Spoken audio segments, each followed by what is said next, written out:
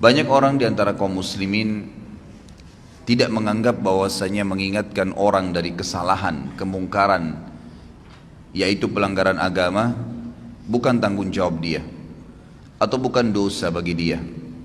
Sehingga pada saat ada orang yang tidak sholat, dilihat depan matanya, ada orang yang berbuat zina, ada orang yang berbuat apa saja kemungkaran, dia menganggap itu adalah bukan urusan dia.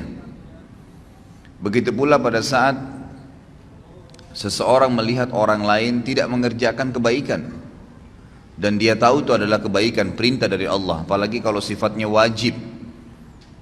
Jadi terkadang ada kemungkaran itu yang sifatnya sendirian dia. Misal ada seseorang memberikan informasi kepada kita, kalau si fulan ini nggak sholat misalnya, lalu kita pergi meluruskan kesalahan dia, itu berarti cuma ingkar mungkar. Ada kejadian yang lain, mungkin kita hanya menyuruh kepada ma'ruf saja, menyuruh kepada kebaikan saja. Seperti misalnya saya lagi ceramah begini, ini cuman mengingatkan kalau pas ada satu perintah agama yang saya sampaikan, maka itu berarti menyeru kepada kebaikan. Tapi ada hal yang bersatu keduanya, dan yang cenderung kepada dosa besar adalah ketiga-tiganya tentunya. Yang bersatu, misal ada orang yang tidak sholat, maka kita pungkirin, kenapa nggak sholat akhi, kenapa nggak sholat ukhti, itu namanya ingkar mungkar. Lalu kemudian kita ikutkan dengan perintah ma'ruf. Misal kita mengatakan sholat itu kan wajib, Allah yang wajibkan, berarti itu menyeru kepada kebaikan. Ini gabungan antara keduanya, gabungan antara keduanya. Jadi semua ketiga contoh tadi itu masuk dalam kriteria dosa besar yang kalau orang tidak melakukannya. Yang lebih fokus lagi kata ulama adalah masalah yang ketiga, yang digabungkan, Saya rincikan dulu. Kalau yang mungkar saja tadi, misal saya dilaporkan oleh seseorang, si fulan nggak sholat, si fulan niat mau berzina, si fulan niat mau kerja di tempat riba, tolong Ustadz nasihatin. Saya lalu datang dan menasehatinya. Ini ingkar mungkar saja, ingkar mungkar saja. Nah ini kalau diminta kepada saya untuk meluruskannya, maka wajib saya harus bisa meluruskan. Kalau saya tidak luruskan, saya dosa besar, karena saya membiarkan orang terjerumus dalam perbuatan dosa besar itu. Tapi kalau yang sedang dia lakukan dosa kecil dan saya tidak luruskan, saya tidak ingatkan, berarti saya termasuk melakukan dosa kecil. Kalau menyeru kepada kebaikan, misal kayak ceramah seperti ini, maka ini lebih cenderung kepada hukumnya sunnah, kecuali memang ada satu kasus terjadi, seperti contoh besok Natal misalnya, lalu saya tahu ada kaum muslimin yang melakukan perbuatan ikut-ikutan, lalu saya tidak luruskan, saya tahu itu, saya tidak coba menyampaikan yang ma'ruf, gitu kan, maka berarti perintah agama memerintahkan agar kita merayakan Idul Adha dan tidak ada hari raya yang lain, mengingatkan kepada ma'ruf. Saya tidak ingatkan, maka saya berdosa besar. Tapi kalau umum saja penyampaian ceramah, itu hukumnya sunnah saja kalau dia sampaikan secara umum, gitu kan. Kemudian ada yang gabungan antara ingkar mungkar dan ambil ma'ruf tadi. Seseorang yang sedang tidak sholat di hadapan kita, lalu kita ingatkan, luruskan, lalu sekaligus kita sebutkan fadilah daripada ibadah itu, berarti menggabungkan keduanya. Lebih cenderung Imam Az-Zahabi mengatakan semua masuk dalam kriteria dosa, tapi ada rincian tadi. Cuman kalau digabungkan keduanya, ini sudah jelas dosa besar, mutlak, tidak ada lagi pendapat lain. Misal ada orang depan mata kita jelas-jelas berbuat kesalahan pelanggaran agama, ya, maka di sini wajib bagi kita untuk memungkirinya. Kalau tidak, dan sekaligus menggabungkan dengan ma'ruf, ya, diingatkan. Jadi jangan sampai teman-teman cuma bilang orang lagi berzina, jangan kamu zina, haram dalam agama. Itu nggak cukup. Itu cuma ingkar mungkar. Harus digabungkan. Apa alasannya? Apa solusinya buat dia? Karena zina itu perbuatan yang fahisyah, perbuatan yang buruk. Bayangkan kalau nanti perempuan yang kamu zinain ini hamil, bagaimana nanti citra nama kamu di keluargamu, di masyarakat? Bagaimana nanti kalau dia hamil kamu menghadapinya? Menggugurkan juga adalah dosa haram yang lain. Kalau kamu punya anak, anaknya haram. Jadi kita berikan ma'ruf, ya, Berikan selain ingkar mungkar, melarang dia, kita sampaikan juga kebaikan-kebaikan. Ada orang tidak sholat, tanya, kenapa akhi nggak sholat? Gitu kan? Itu sudah ingkar mungkar ya, kenapa nggak sholat? Lalu kita masuk kepada ma'ruf. Sholat itu kan perintah agama, Allah subhanahu wa ta'ala yang wajibkan, pahalanya begini, begitu, begini, dan seterusnya. Maka ini penggabungan antara amr ma'ruf dan nahi mungkar. Kalau ada orang yang mengalami keadaan tadi, dia melihat depan matanya kemungkaran dan dia tidak pungkirin, dia termasuk orang yang melakukan dosa besar. Dan yang lebih berbahaya lagi, selama dia tidak meluruskan kesalahan orang itu dan dia sudah sempat melihatnya, dia tidak memungkirinya sama sekali ya. Sebagaimana nanti akan kita jelaskan, ada 3 tahapan: mengingkari dengan tangan, mengingkari dengan lisan, atau mengingkari dengan hati. Sama sekali tidak lakukan, maka bisa menjadi dosa yang terus menerus dia dicatatkan padanya, karena dia membiarkan. Jadi ada orang ini, jelas dia tahu adiknya ini misalnya minum khamr, dia nggak ingat-ingatin, dibiarin aja terus. Dia tetap sholat, dia tetap hadir di majelis ilmu, tapi adiknya nggak pernah diingatin sama dia, nggak pernah dipungkiri bungkar, nggak pernah juga dikasih ma'ruf, disuruh ganti dengan minuman-minuman yang baik. Allah halalkan susu lebih sehat, Allah halalkan sirup, Allah halalkan madu, dan seterusnya. Kita ambil ma'ruf. Kalau tidak, selama dia lihat kemungkaran tersebut dan sampai adiknya belum berubah, dia dapat dosa terus. Karena dia juga termasuk terlibat di situ, punya andil, dia seakan-akan membiarkan. Ringannya dalam agama kita, saudaraku, karena dalam agama ini ingkar mungkar yang tadi sifatnya bisa menjadi dosa besar itu akan hilang spontan pada saat kita mengingkari walaupun cuma sekali. Jadi ingkar mungkar itu dan amr ma'ruf, melarang dari perbuatan dosa dan menyuruh kepada kebaikan, itu yang wajibnya hanya yang pertama. Misal ada orang tidak sholat nih, teman kantor, lalu kita nasihatin, kenapa nggak sholat akhi, kan itu dosa. Sholat itu kan, lalu itu ingkar mungkar. Kita masuk kepada ma'rufnya, sholat itu kan pahalanya sangat besar, satu-satunya ibadah yang diperintahkan oleh Allah subhanahu wa ta'ala kepada nabinya Muhammad sallallahu alaihi wasallam yang diterima di langit adalah sholat. Ibadah-ibadah yang lain, jihad, apa saja ya, termasuk ayat-ayat Al-Quran itu turun dari langit ke bumi. Perintah puasa, perintah zakat, kecuali sholat di langit. Lalu ada hadis-hadis Nabi SAW, bagaimana kalau di depan rumah seseorang, di antara kalian ada sebuah danau, sebuah sungai yang luas, dan airnya mengalir dengan deras, lalu kemudian dia mandi sehari 5 kali, apakah tertinggal sedikit pun dari kotorannya? Maka pasti dia akan mengatakan, apa kata para sahabat, tidak ada ya Rasulullah. Kata Nabi SAW, itu perumpamaan 5 waktu sholat. Seseorang di antara kalian membersihkan 5 kali sehari dosanya. Jadi kita sebutkan ma'ruf, gitu kan? Kita sebutkan ma'ruf. Kalau kita sudah sampaikan kepada dia sekali saja, suami sampaikan kepada istrinya untuk pakai jilbab misalnya, gitu kan? Atau orang tua nasihatin anaknya, teman nasihatin temannya, atas kesalahan dia ya, diingkar mungkar, ingat selalu berhubungan. Larang kemungkaran, ganti dengan ma'ruf. Ya. Banyak orang tidak bisa meluruskan kesalahan orang lain karena dia cuma ingkar mungkar. Kamu nggak boleh begitu, selesai. Nggak cukup, harus diikuti dengan ma'ruf. Jelaskan kenapa dia tidak boleh, lalu berikan solusi. Zina pezina, solusi, berikan solusi pernikahan. Nggak usah pikir dia terima atau enggak, itu bukan urusan kita. Hidayah di tangan Allah subhanahu wa ta'ala, gitu kan? Ma'alaika illal balag. Allah SWT menyampaikan kepada Nabi SAW, tugasmu hanya menyampaikan saja. Tugasmu hanya menyampaikan. Jadi tidak ada tugas yang lain. Kita cuma sampaikan, hidayah di tangan Allah Subhanahu Wa Taala. Kalau sekali saja, sekali lagi, Anda sudah ingkar mungkar dan amar ma'ruf, maka gugur hukuman dosa besar. Nggak ada lagi sudah. Jadi kalau sudah diingatin sekali, yang kedua, yang ke-100, yang ke-1000 itu sudah sunnah hukumnya. Sudah sunnah.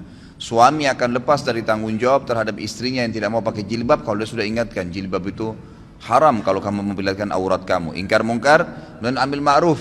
Kan kalau kamu tutup aurat kamu itu malah menjalankan perintah agama, dapat pahala. Kamu juga tidak kehilangan apa-apa kok, malah tidak diganggu oleh orang lain dan seterusnya. Maka sudah sekali. Ternyata istrinya masih belum mau lakukan. Dia boleh tetap mengingatkan, mendoakan, tapi minimal dia sudah lepas dari beban hukum nih. Karena hukum ini yang penting ya. Nah, sekali saja sudah cukup. Sekali saja sudah cukup. Saya kasih contoh banyak sekali ikhwat dan akhwat sekalian kemungkaran. Semoga Allah hilangkan ya.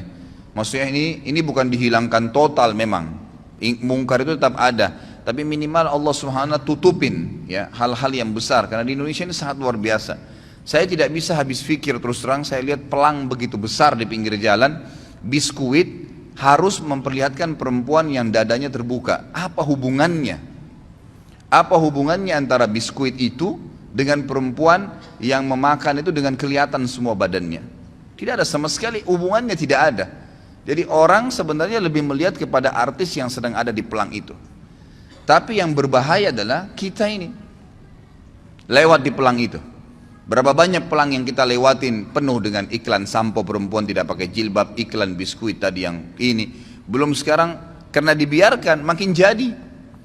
Saya kaget melihat ada di salah satu jalan, poros jalan besarnya luar biasa iklan itu, iklan celana dalam laki-laki. Dan laki-laki itu betul-betul dikasih gambar hanya pakai celana dalam. Ini luar biasa ini. Ya, semoga Allah berikan hidayah ya. Ini negara kita berbahaya sekali kalau kita biarkan terus begini ya. Jadi ini tidak boleh. Ya, harus ada batasan gitu kan. Mungkin seorang laki-laki ini pun kalau ya seorang laki-laki tampil dan memang di sebelahnya ada dus celana dalamnya, orang sudah paham. Oh ya, ini sudah ada. Jadi kalau misalnya diberikan iklan sesuatu, itu pun kalau digambar yang terpapar itu kan secara syar'i memang tidak boleh ya. Nah, tidak boleh memang. Kalaupun orang mau lihat yang paling kecilnya, mungkin seorang laki-laki di sebelahnya ada dus celana dalam, mungkin gitu kan. Tapi kalau ditampilkan tanpa baju, tanpa celana panjang, cuma celana dalam lalu besar pelangnya, setiap perempuan yang lewat situ melihatnya, setiap laki-laki yang lewat melihatnya, itu kan itu mungkar. Maka wajib Anda pungkirin ya, wajib dipungkirin, tidak boleh dibiarin. Kalau dibiarin dosa besar tuh ya. Dan kalau kita tidak pungkirin, lihat konsekuensinya. Selama pelang itu ada, kita dapat dosanya, karena semua orang yang lewat wajib pungkir. Tapi kelebihannya kalau kita sudah pungkirin sekali saja, maka sudah gugur kewajiban, walaupun itu pelang masih ada gitu kan. Tinggal sekarang tata cara ingkar mungkar itu seperti apa. Imam Az-Zahabi mengangkat hadis yang sudah masyhur ya, hadis riwayat Imam Muslim, di mana Nabi SAW bersabda, "Man ra'a minkum munkaran falyughayyirhu biyadihi, fa in lam yastati' fa bilisani, fa in lam yastati' fa biqalbi, wa dzalika adhaful iman." Barang siapa di antara kalian melihat suatu kemungkaran, pelanggaran-pelanggaran agama, maka hendaklah ia segera mencegahnya dengan tangannya. Tangan ini kata para ulama adalah kemampuannya, power yang dia milikin. Misal orang tua kepada anaknya, dia punya wewenang, anaknya lagi mabuk diambil minuman kerasnya misalnya, atau dia tidak memberikan kebutuhannya kalau anaknya masih suka jalan dengan teman-temannya yang nakal-nakal, ditahan sama dia fasilitas, nggak boleh tinggal di rumah kalau emang tidak mau sholat misalnya. Ya memang itu kewajiban dia. Dia boleh, dia punya hak untuk itu. Atau atasan kepada bawahannya. Kerja di sini wajib pakai jilbab.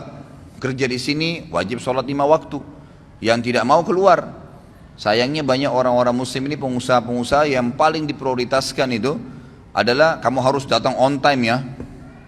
Itu apa-apa, nggak masalah. Jam 7 pagi kamu harus hadir di sini, kalau lewat berapa menit saya potong gaji kamu. Kamu harus keluar jam begini, kamu harus pakai baju yang seperti ini. Dia peduli tentang urusan dunia, tapi masalahnya dia tidak peduli dengan urusan akhirat pegawainya. Dia tidak marah sama pegawainya kalau azan nggak sholat. Bahkan kadang-kadang lebih didahulukan untuk urusan dunia. Mungkin saya pernah sampaikan, saya wajibkan pegawai saya di toko sama restoran saya di Kalibata itu wajib untuk berhenti, nggak boleh. Yang tidak mau ikutin terlambat sholat saya berhentikan, nggak bisa. Saya tidak butuh duit, saya bilang.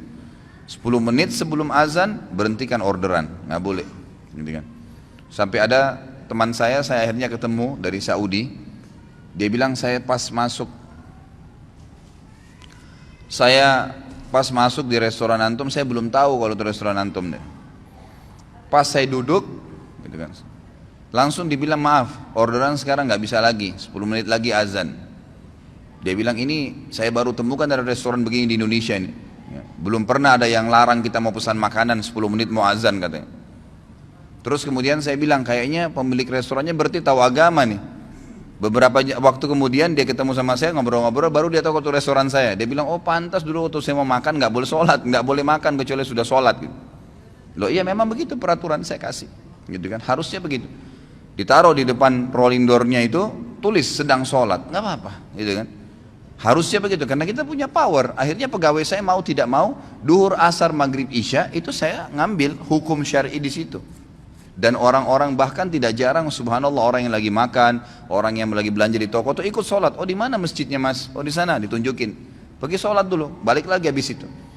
Subhanallah kenapa orang bisa pada saat kebelet kencing ke kamar mandi?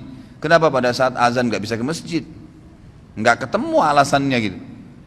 Kalau alasannya hanya karena mau jual produk ikhwas sekalian, berapa banyak produk yang antum jual jedah sholat itu dan berapa banyak kerugian pahala yang antum kehilangkan karena tidak sholat awal waktu. Orang kalau meninggal ikhwas sekalian, ini antum camkan baik-baik kata-katanya. Kalau kita meninggal, tidak ada keinginan sedikit pun untuk kembali ke mobil mewah kita. Tidak ada keinginan sedikit pun untuk kembali kepada istri yang cantik atau suami yang gagah. Tidak ada keinginan lagi untuk kembali melihat anak-anak.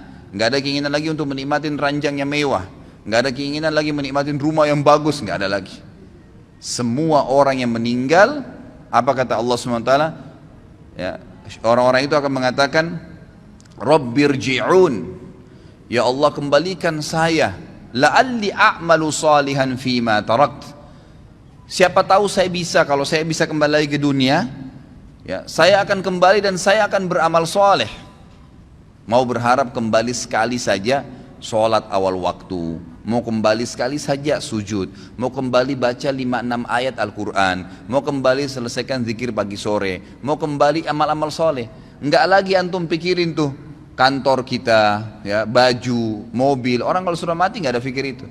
Mau kembali dunia karena mau mengejar amal solehnya. Sayangnya kita subhanallah lebih dahulukan kamar mandi karena ada hajat duniawi daripada kita harus berwudu dan pergi sholat ke masjid. Gitu ya. Padahal berapa menit yang diambil? Ya, berapa menit? Nggak ada sama sekali. Ya, yang diambil waktu di situ. Jadi harus mengingkari dengan tangannya. Kalau tidak bisa kata Nabi SAW maka dengan lisannya. Nasihatin. Ikhwah biasakan keluar mulut. Orang bisa ngomong semaunya di TV, di media. Orang yang tidak punya ilmu, tidak punya akhlak ngomong. Nggak ada tata krama dalam ucapan-ucapannya. Kadang-kadang sampai mencoreng kehormatan agama. Ngomong semaunya. Kenapa anda ini atau antum ini yang sudah faham agama tidak bicara kebaikan? Syaitan kadang-kadang membuat kita ragu untuk menyampaikan. Sampaikan saudaraku. Saf miring, maaf miring pak, safnya luruskan. Selesai kalimat. Nggak ada orang tiba-tiba tonjok kita gara-gara ngomong gitu. Orang tidak normal itu. Apalagi kalau sudah masuk masjid mau sholat, insya Allah pasti dia bergerak kok, gitu kan? Kalau dia sudah ingatkan sekali, tetap aja nggak mau, dia seakan-akan tidak mau dengar, sudah. Tapi kita sudah lepas dari tanggung jawab hari kiamat, harus itu ya. Dalam sebuah hadis yang sahih riwayat Imam Ahmad kata Nabi SAW, siapa yang lihat kemungkaran pada seseorang dan dia tidak memungkirinya secara sengaja nih, betul-betul dia tahu di depan matanya. Jadi bukan misal ada orang berbuat mungkar di layar TV, kita nggak mungkin pungkirin kan? Maksudnya tidak mungkin pungkirin dengan tangan ya, bisa dengan hati mendoakan. Tapi di sini kalau ada orang yang lihat depan matanya, dia tidak pungkirin dengan tangannya, dia tidak pungkiri dengan lisannya, maka ini berbahaya sekali. Selama itu ada maka akan menjadi dosa, selama dia lakukan akan menjadi dosa buat dia. Tapi dia kalau pungkirin sekali lepas dari beban hukum. Tapi hadis ini sangat tegas nih. Siapa yang lihat kemungkaran pada diri seseorang lalu dia tidak pungkirin dengan tangannya kah, dengan lisannya kah, atau nanti saya jelaskan dengan hati yang selemah-lemah iman di situ, maka orang yang berbuat mungkar itu akan datang hari kiamat di depannya Allah, lalu mencekik leher orang yang melihatnya berbuat mungkar dan berkata, ya Allah, orang ini lihat saya buat mungkar dan dia tidak ingatkan, maka hukumlah dia. Bayangin tuh. Jadi kita nggak boleh masuk surga sendirian. Ingatkan orang saudaraku. Lisan itu ucapkan kalimat yang baik. Kata Allah SWT dalam Al-Quran, wa mathulu kalimatin tayyibatin kasyajaratin tayyibatin asluha thabitun wa far'uha fis sama. Perumpamaan kalimat yang baik tuh, nasihat, zikir, ayat Al-Quran, seperti sebuah pohon yang ditancap di dalam bumi lalu tumbuh dengan sangat kuat dan kokoh sampai menjulang ke langit, gitu kan. Jadi tu'ti ukulaha kulla hinin bi'idni rabbiha. Selalu saja pohon itu bermanfaat. Buahnya kah, daunnya kah, naungannya kah, orang bernaung di bawahnya akan bermanfaat. Seperti itu kalimat yang baik. Ucapkan, sampaikan, gitu kan, selalu. Kemudian yang ketiga adalah mengingkari dengan hati. Dan ini selemah-lemah iman. Dan kata para ulama, Imam Az-Zahabi memasukkan ingkar mungkar ini dalam dosa besar karena adanya sabda Nabi SAW di akhir hadis ini, وَذَلِكَ أَضْعَفُ الْإِيمَانِ, dan itu selemah-lemah iman. Artinya tidak ada lagi hitungan iman setelah itu. Jadi ada ancaman tapi seperti tidak kelihatan secara tulisan, gitu kan. Ingkar mungkar dengan hati, lewat di pelang, ya Allah mudah-mudahan saja engkau hilangkan ini. Ya Allah saya tidak senangin ini. Ya Allah berikan atasan saya hidayah. Ya Allah berikan hidayah orang tua saya. Tapi itu selemah-lemah iman. Cuman itu ingkar mungkar juga termasuk. Kalau sudah sekali saya dalam hatinya mengatakan, ya Allah tolonglah berikan hidayah, ya Allah ginilah, sudah selesai. Dia sudah lepas dari hukuman dosa besar ini. Yang penting ingkar mungkar dulu. Dan ingat selalu ikutkan dengan ma'ruf, ya. Jadi misal, ya Allah buatlah dia berhenti untuk tidak sholat dan mudahkanlah dia untuk mengerjakan sholat itu. Karena kadang-kadang doa kita Allah berikan seperti yang kita minta, ya. Ya Allah buatlah istri saya pakai jilbab misalnya. Lalu berhenti sampai di situ. Ya sudah dia pakai jilbab, tapi pakai jilbabnya kita belum tahu bagaimana. Tapi ya Allah berikanlah dia hidayah supaya dia tinggalkan dosa kelihatan auratnya ini. Lalu berikanlah dia hijab dan buat dia istiqamah di hijab itu.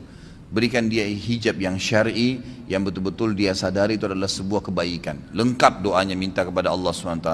Maka itu sangat baik. Ya itu sangat baik. Jadi ingkar mungkar dalam hati pun harus, ya, harus.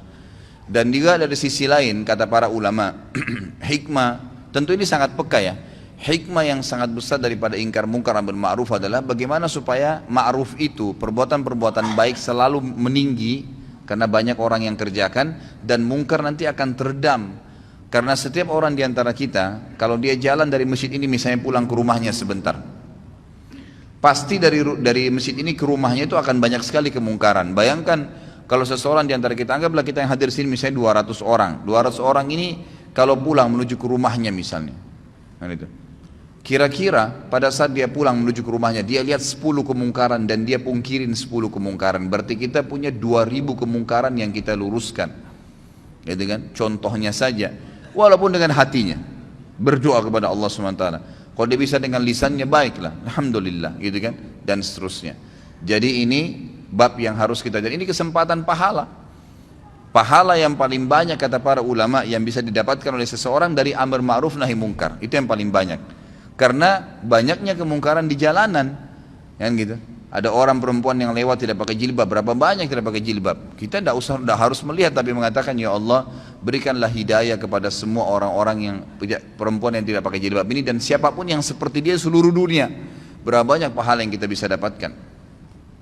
Jadi ini hal mendasar yang harus difahami dalam masalah ingkar mungkar. Ini Imam Az-Zahabi masukkan dalam kategori dosa besar yang ke-78. Kemudian beliau mengangkat juga hadis yang lain. Ini diriwayatkan oleh Imam Muslim juga dalam Kitabul Iman, hampir sama dengan tadi yang pertama. Itu sama dalam Kitabul Iman, cuma beda nomor hadis. Dalam hadis yang milik Imam Muslim kata beliau tentang kezaliman, bunyinya ada awal hadisnya, tapi ini beliau angkat cuma pertengahan hadisnya. Faman jahadahum biyadihi fahuwa mu'min, wa man jahadahum bilisanihi fahuwa mu'min, wa man jahadahum biqalbihi fahuwa mu'min. Laisa wara'a dzalika minal imani habbatu khardal. Siapa yang melihat kemungkaran lalu dia melawan, meluruskan kemungkaran itu. Siapa yang meluruskan kemungkaran itu dengan tangannya, maka dia adalah seorang mukmin. Siapa yang meluruskan kesalahan dengan lisannya, maka dia juga orang mukmin. Dan siapa yang meluruskan kesalahan dan kezaliman, kemungkaran dengan lisannya, maka dia juga mukmin. Dan tidak ada iman setelah itu sekalipun atau sebesar biji sawi pun. Artinya tidak dianggap orang beriman kalau tidak mau ingkar mungkar. Ada hadis yang agung riwayat Bukhari di mana Nabi SAW bersabda, suatu hari pernah Jibril diutus oleh Allah untuk menghancurkan satu negeri. Pada saat Jibril tiba di negeri itu, Jibril berkata, ya Allah, kata Allah, ini hancurin negeri itu. Kata Jibril AS, ya Allah, di negeri itu ada hambamu fulan, orang saleh. Ada hambamu fulan, orang saleh. Kata Allah SWT, mulai dari orang itu. Azab yang akan saya turunkan ini mulai pada orang itu. Karena dia tidak pernah menyeru kepada kebaikan dan melarang kemungkaran. Ini banyak orang ini, cirinya di Indonesia banyak sekali. Dia azan ke masjid, tapi nggak pernah mau tahu tetangganya sholat kah, orang yang dilewatin kah. Padahal cuma tinggal ucapin. Saya kadang-kadang kalau lewat di masjid dekat rumah saya, lagi duhur, banyak penjual-penjual ya kaki lima atau orang yang mampir. Mereka istirahat di teras masjid, tapi nggak sholat. Tidak sholat, subhanallah ya. Semoga Allah berikan hidayah. Saya lewat cuma mengatakan, Pak, Mas sholat Pak. Padahal sudah dengar azan tuh kan. Mereka tetap duduk aja. Kita cuma ingatkan, Pak, Mas sholat. Kan? Kadang-kadang pernah ada ibu-ibu juga situ jual gado-gado, Bu. Duhur Bu, sholat. Hanya itu saja. Tidak pernah tuh ada yang ngomong kasar sama saya. Yang ada cuma, oh iya terima kasih Pak. Cuman gitu saja. Tapi saya sudah dapat pahalanya. Saya juga sudah lepas dari dosa besar. Dan lepas daripada ancaman tadi, orang yang berbuat kemungkaran yang tidak dipungkirin akan mencekik leher orang yang melihatnya kalau tidak mengingatkan pada hari kiamat, nuntut sama Allah di mahkamah Allah agar orang ini dihukum, ya, orang yang dia berbuat kemungkaran ya. Makanya di sini harus kita biasakan diri kita, ikhwas sekalian. Yakinlah bahwasanya agama ini adalah agama yang lurus, agama yang benar, agama yang paling diterima di sisi Allah Subhanahu wa taala. Maka kita harus bangga dalam menjalankan agama ini.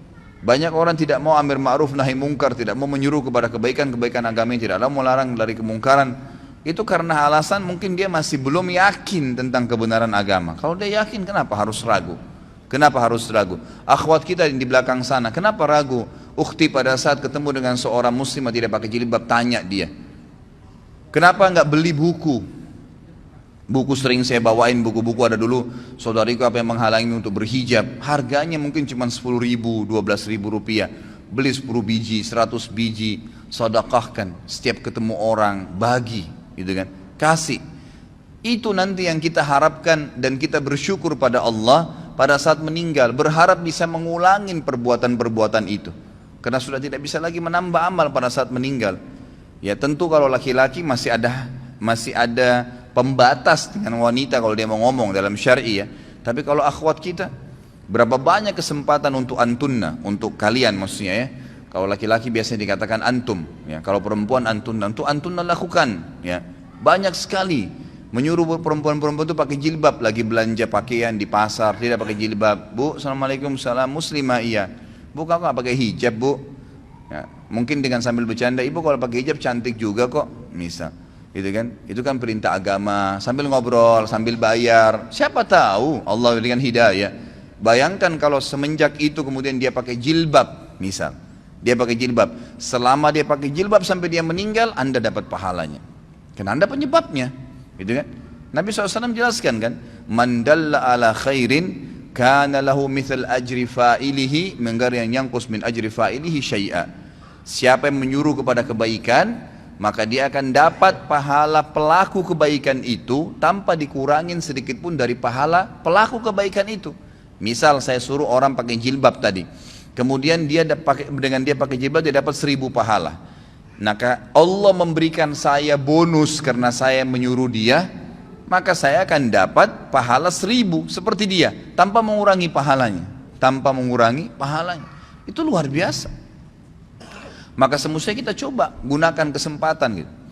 Saya masih ingat terus ya, terngiang-ngiang teman dekat saya Ali Arimi di Mekah, semoga Allah jaga beliau. Subhanallah sudah berapa tahun putus hubungan, sekarang baru masuk ke WhatsApp saya kemarin. Saya ingat betul dia sama istrinya di Indonesia, waktu masih tugas ngajar dosen di Indonesia 4 tahun, dia sahabat dekat saya. Selalu dia, subhanallah kalau jalan ke mall, jalan ke pasar sama istrinya, selalu dia bawa buku terjemahan bahasa Indonesia dan ditaruh di tas istrinya. Kalau ada pegawai perempuan, apa saja, aksesoris, jual di restoran, apa segala, ditanya, dia suruh istrinya tanya, muslimah bukan muslimah, kenapa nggak pakai hijab, gitu kan? Kadang-kadang cuma dijawab dengan senyum, kadang-kadang oh iya, ya. Kalau cuma ditanya kenapa tidak pakai hijab, bukan ingkar mungkar ya, harus ikutin dengan ma'ruf, begini langsung, ya, langsung dijawab, langsung diberikan gambaran kenapa nggak pakai hijab. Hijab itu perintah agama loh. Nah, jadi ada ma'rufnya. Ada yang memotivasi dia, jangan di-cut di situ saja. Kenapa nggak pakai jilbab? Dianggap dia dihardik. Tapi kalau kita masuk ke amar ma'ruf, dia merasa dididik, gitu kan? Dengan cara apa? Kita mengatakan pakai hijab itu adalah perintah agama. Bayangkan kalau setiap orang melihat Anda, yang itu. Dari sini saya tempat kerja, pulang ke rumah, 10 orang yang dilewatin. Mungkin ada tukang becak, tukang gerobak, supir taksi, siapa sajalah orang yang lihat, setiap laki-laki lihat dapat dosa. Ngapain panen dosa itu untuk apa? Misal kita sampaikan, subhanallah, mungkin dia dapat pahala gitu kan. Saya pernah amalkan, saya akhirnya semenjak itu ya, semoga Allah berikan beliau pahala. Saya coba kemanapun saya pergi, saya coba bawa buku-buku. Saya coba bawa buku-buku. Kadang-kadang saya mampir di pinggir jalan penjual buah. Kalau ibu-ibu yang jual saya tanya, muslimah? Iya. Kadang-kadang cuma pakai topi di kepalanya dianggap sudah hijab tuh. Coba kita ingatkan, Bu, pakai jilbab itu dalam Islam wajib, Bu. Itu kan diperintahkan oleh agama dan leher itu termasuk aurat gitu ya. Ada buku, ini ada buku mungkin ibu bisa baca. Ada penjual nasi padang di dekat rumah saya. Pas saya masuk, ini suaminya Masya Allah suka hadir di masjid sama saya gitu, dekat rumah. Begitu saya masuk ke rumah makannya, ada lukisan wanita Bali besar, mungkin hampir setinggi dari lantai ke temboknya dia, mungkin 3 meteran lukisan itu. Begitu saya masuk, saya lihat ini orang Padang biasanya Muslim gitu kan. Kemudian saya ngobrol sama suaminya, Assalamualaikum Pak, Waalaikumsalam gini. Sudah berapa lama di sini? Saya bicara dulu secara umum karena lagi nunggu dibungkusin makanan gitu. Oh, saya sudah 2 tahun di sini gini. Oh, saya belum pernah lihat, ngobrol-ngobrol lah. Akhirnya sudah, saya bilang saya tinggal di sini, dekat sini, alamat sini dan seterusnya. Selesai, pada saat saya mau bayar, saya bilang Bapak Ibu saya punya masukan bisa nggak? Oh iya silahkan. Kalau setahu saya dalam agama lukisan seperti ini tidak boleh. Ini kan lukisan, foto aja kalau dipajang itu masih tetap membuat malaikat tidak masuk. Apalagi kalau lukisan, gitu kan? Oh yang ini Pak Ustadz? Iya, yang ini. Oh ini kebetulan dikasih sama teman. Nah, iya, saya mungkin tahu, baik itu dikasih ataupun dibeli, tugas saya mengingatkan dalam agama karena memang ini nggak boleh. Subhanallah, mungkin syaitan akan mengatakan kepada kita, siapa tahu dia marah. Sempat terlintas tuh di hati saya, terlintas sejenak, gitu kan? Nanti dia tersinggung, nanti dia marah. Tapi saya selalu melawannya. A'udzubillahi minasyaitonirrajim. Saya luruskan. Subhanallah, dengan sedikit saya nasihatin, dan kebetulan waktu itu saya memang lagi bawa mobil, saya turunkan dari mobil buku. Di antara buku yang saya pernah, ini juga buku sekalian memang, saya sudah pernah janjikan saya bawa, ini bukunya sudah saya bawa, ada rumah yang tidak dimasukin oleh malaikat. Ini ada mungkin, kalau tidak salah berapa ya, ada 30 atau sekian rumah, contoh-contoh rumah yang tidak dimasukin oleh malaikat. Ada, ya dia pakai F ya. Saya kurang tahu nih jumlahnya, tapi yang jelas ada banyak sekali buku-buku rumah-rumah yang tidak dimasuki malaikat. Rumah orang yang memutus silaturahim, rumah orang yang mendurhaka orang tua, rumah orang yang memakan harta anak yatim, rumah yang memakan harta riba, rumah yang di dalamnya terdapat anjing, rumah yang ditempati oleh syaitan karena tidak ada zikrullah, tidak ada membaca Al-Quran di dalamnya, rumah yang penghuninya terbiasa mencaci maki, baik itu sahabat, orang-orang soleh, orang yang sudah meninggal, rumah ya, yang di dalamnya tergantung gambar dan patung. Nah ini yang disebutkan oleh beliau di sini di halaman 100. Lalu beliau sebutkan sebab pengharaman gambar, gambar lukisan tangan, hukuman dan azab bagi orang yang membuat gambar, dan juga hukuman bagi orang yang sengaja memajangnya. Saya kasih buku ini pada saat itu. Ini ada buku mungkin bisa dibaca. Subhanallah, besok saya datang dan sampai hari ini saya masuk ke rumahnya itu nggak pernah lagi ada gambar itu. Kadang-kadang waktu saya mampir saya bercanda, udah nggak ada gambarnya Pak. Iya Pak Ustadz sudah, alhamdulillah. Ya kami juga baru tahu kemarin. Malah sebenarnya mereka tambah dekat dengan saya itu Pak, dengan ingkar munkar dan amar ma'ruf tadi. Yang awalnya syaitan kadang-kadang buat kita ragu, ya, buat ragu. itu kesempatan peluang besar untuk mendapatkan pahala. Ingkar mungkar, ingatkan. Karena kalau tidak malah berbahaya sebagaimana tadi saya jelaskan ya. Nabi Muhammad SAW dan para sahabat paling gemar dengan amar ma'ruf dan nahi mungkar. Bahkan kita tahu kisahnya Abdullah bin Umar dan Abu Hurairah radhiyallahu anhum. Abdullah bin Umar dan Abu Hurairah radhiyallahu anhum ini kalau mau sholat ya, mau sholat mereka sudah tahu misal waktu sholat subuh, duhur, asar, maghrib, isya, jamnya atau saatnya kayak kita sekarang pakai jam ya, itu mereka berdua ini selalu keluar sebelum waktu, dan selalu setiap kali itu keliling ke rumah kerabatnya, tetangganya dipanggilin, ayo sebentar lagi sholat, ayo sebentar lagi sholat, ada yang diketuk pintu rumahnya, ayo sebentar lagi sholat, terus begitu, setiap mau sholat lima waktu ini dua orang ini selalu begitu, terkenal di kalangan sahabat. Jadi sering kali mereka mutar jauh sekalian sampai ke masjid sudah azan. Ini mereka sudah amar ma'ruf sekaligus ingkar mungkar gitu. Pahalanya banyak. Barangkan berapa banyak orang yang mendapatkan atau kita dapatkan pahalanya hanya karena dia mendapatkan hidayah.